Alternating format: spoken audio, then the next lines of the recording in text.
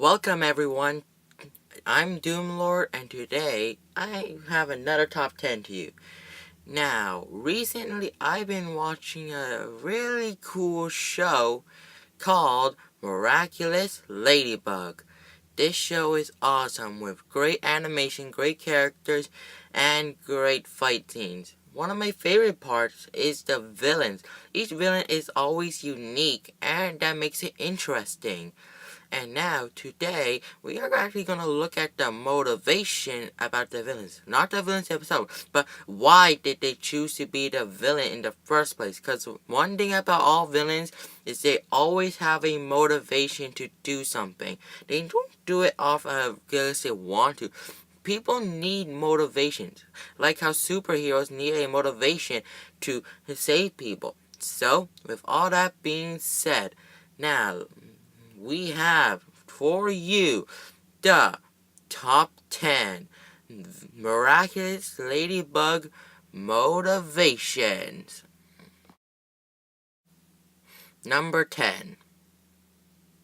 Fred, aka the Mime. Fred was a mime who was father of Mei Ling. He was an actor, but eventually lost his role because his partner betrayed him.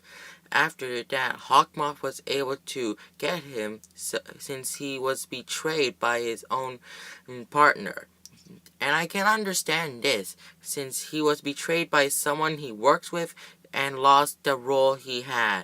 It's really disappointing when you really think about it. Number 9. Wang Shen, aka Kung Fu. Wang Shen was the uncle of Marinette and famous chef in China. He moved to France to compete in the worldwide chef tournament. But unfortunately, Chloe sabotaged his soup, causing him to automatically lose since he got a low score. That's why he became Kung Fu and seek revenge on Chloe for sabotaging his soup. Number 8. Sabrina, aka the Vanisher. Sabrina was the best friend of Chloe, but unfortunately, after doing something that embarrasses her, she was invisible to Chloe. After that, Hawkmoth did take her. We didn't really see that much since she was mainly just a small character for the actual villain, which is Anti-Bug. But I do see the motivation here, since she was invisible to one of her bestest friends, and probably only friend when we really talk about her. Number 7. Max, aka the Gamer. Max was a professional gamer training for a tournament at his school, but unfortunately, Marinette was able to beat him, kicking him out. I understand this one, since he was training so much for a tournament, only to get kicked out before it even began. Ouch. That would have hurt on so many levels for anyone who's been training that long for a tournament. Number 8. Roger Cobb. Roger was a police officer and father of Sabrina, but unfortunately, the mayor fired him, mainly because he wouldn't follow direct orders. And I do get this motivation.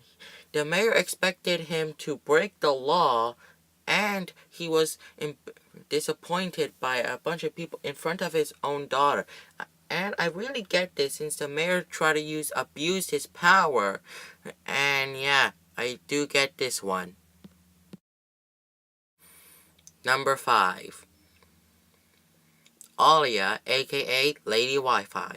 Awliya was just minding her own business until she saw Chloe with a ladybug costume. She took a picture of her locker and was caught by Kim.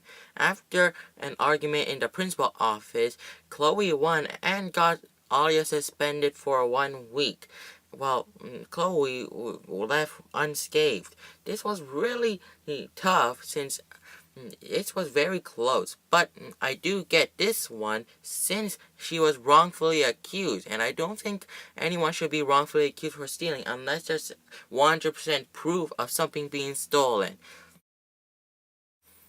Number 4.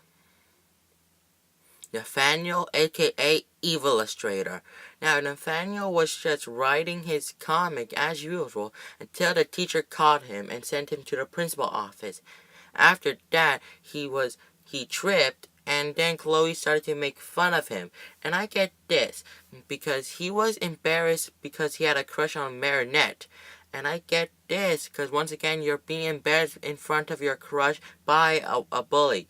And seriously, I would not want to be embarrassed in front of my crush. Number 3. Ivan, aka Stoneheart. Ivan had 2 motivations, but for this one, I'm going to focus on his second motivation because that is more heartbreaking.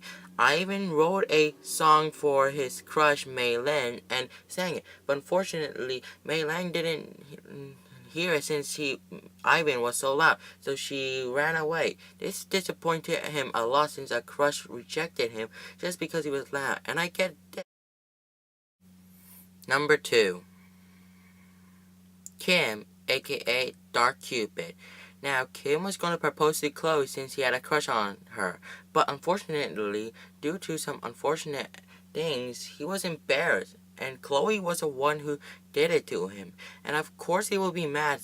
I mean, the last 2 were crush related, but nothing is worse than having your crush be the one embarrass you. That is just cold on so many levels. Trust me.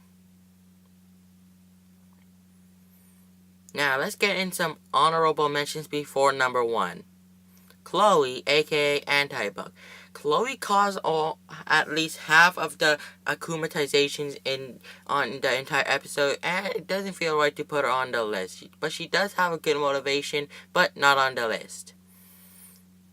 Simon Says was already eliminated without getting a chance on a game show, so I get this. Give him the honorary number 11 spot on this list. Alex, Timebreaker. Timebreaker lost a family heirloom passed down from generations, and I get why she would want revenge, but at the end she did say it was her own fault, so I didn't include this. Now, it's time for number 1. Jukka, aka Reflecta. Jukka was the only one that is most likely to happen in real life. Here's why. First of all, she was locked in a bathroom and wasn't able to attend her photo, and which is really sad since she has never really had a good photo for her entire school year. I do feel sympathy for this character, but in the end, it all worked out. Do you agree with my list? Comment down what you want for the next video. And since I have you here, I might want to make some quick updates.